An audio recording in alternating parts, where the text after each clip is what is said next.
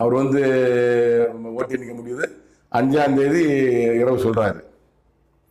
அதிகாரம், இத்தேசத்தின் அதிகாரம் அவனுக்கு தற்காலிகமானது. முதலமைச்சர் பதவி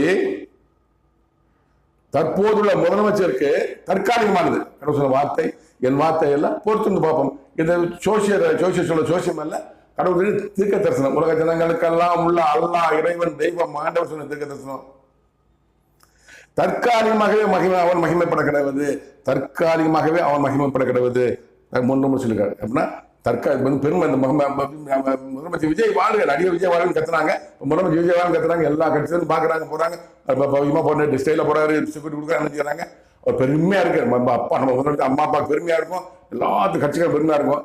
ஆனால் அந்த மகிமை தற்காலிகமானது. தற்காலிக மகிமைப்படக்கூடாதுன்னு சொல்றாரு. கடவுள் வார்த்தை, என் வார்த்தை அல்ல, இது சோசிய வார்த்தையும் அல்ல, கடவுள் தீர்க்க